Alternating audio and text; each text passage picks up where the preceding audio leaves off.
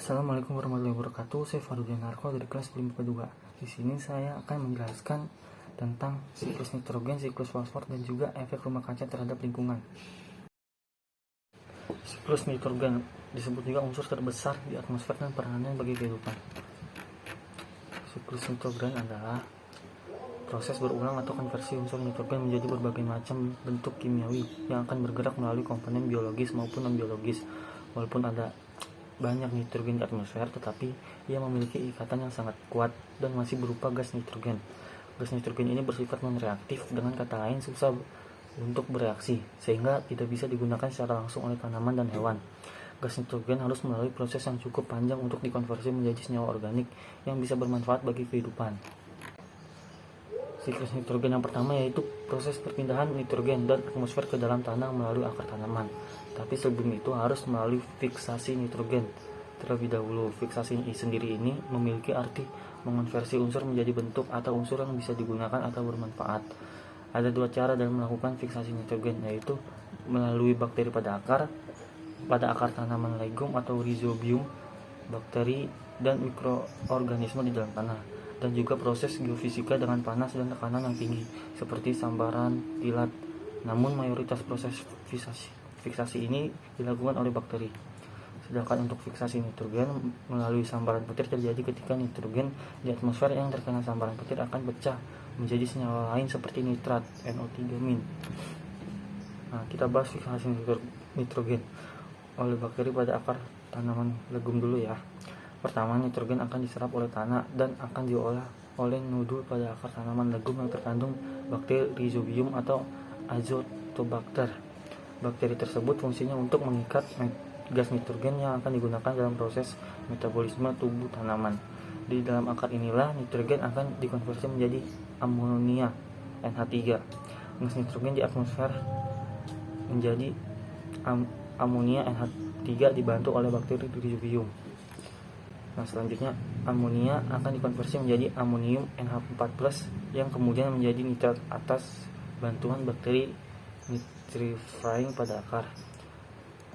Lalu NH+ ini kadang diubah lagi oleh bakteri nitrifying atau nitrobacter menjadi nitrat, NO3-. Jadi NH3 menjadi NH4+ dan juga NH4+ menjadi NO3-. Nah, tumbuhan hanya bisa menyerap nitrogen dalam bentuk NH+ dan NO3-. Kenapa bisa begitu? Karena kedua bentuk tersebut adalah ion. Ion bersifat polar, artinya akan lebih mudah larut dalam air, jadi akan memudahkan nitrogen tersebut diserap oleh tumbuhan. Nah, proses penyerapan nitrogen oleh tanaman disebut dengan asimilasi. Yang diserap oleh tanaman adalah senyawa nitrogen dalam bentuk ion NH+, NH4+, dan NO3- yang telah bercampur dengan air. Tanaman yang mengandung nitrogen kemudian akan dimakan oleh hewan dan manusia. Otomatis nutrisi termasuk nitrogen juga akan berpindah dari tanaman ke organisme yang memakannya. Ketika organisme seperti tanaman, hewan, dan manusia mati atau kotoran feses mereka dikeluarkan dari tubuh, maka akan mengalami proses dekomposisi atau penguraian di dalam tanah. Proses tersebut dilakukan oleh decomposer atau bakteri denitrifying and fungi dan akan melepaskan amonia NH+ di dalam tanah. Nah, amonia tersebut akan dikonversi lagi oleh bakteri nitrifying menjadi NO3-. Sebagian dari NO3- tersebut akan digunakan lagi oleh tanaman, sedangkan yang lainnya akan diubah oleh bakteri denitrifying menjadi nitrogen di atmosfer kembali, sehingga gas nitrogen akan kembali ke atmosfer, ke udara atau udara lagi. Oleh karena itu, kandungan nitrogen di udara cenderung konstan atau tetap.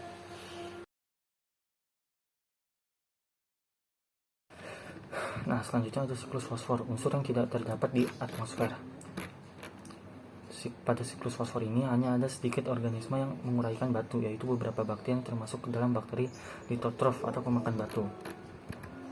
Siklus ini akan berjalan ketika batuan terkikis oleh air, sehingga beberapa faktor akan larut dalam air.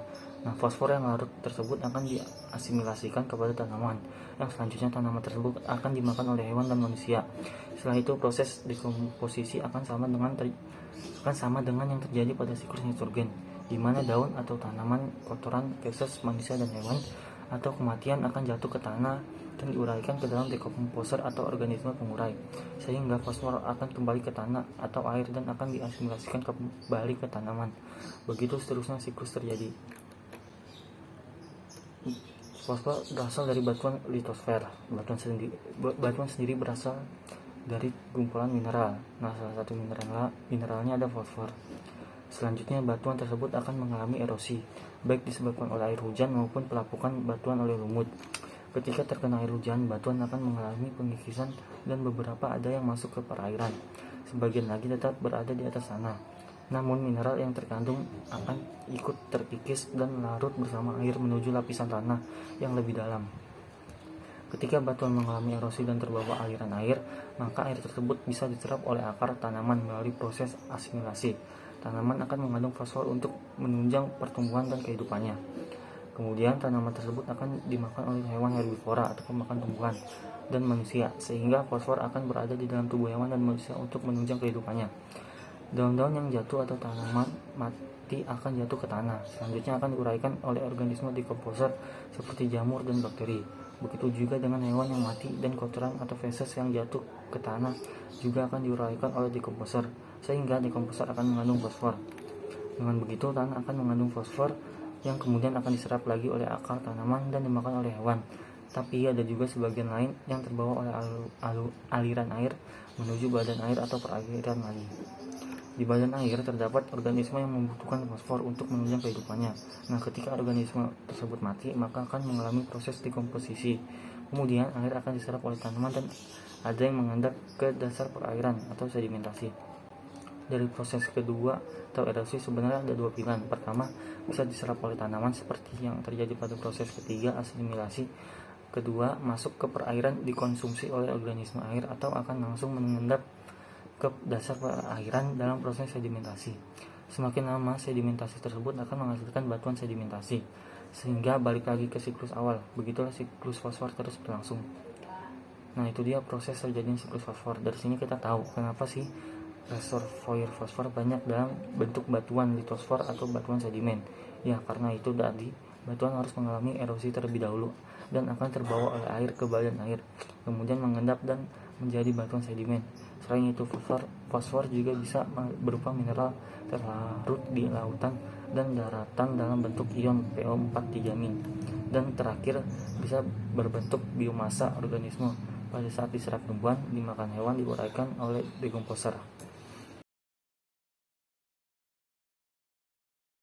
Nah, efek rumah kaca terhadap lingkungan. Efek rumah kaca adalah proses meningkatnya suhu rata-rata permukaan bumi karena lapisan atmosfer bumi yang kian menipis bahkan bocor.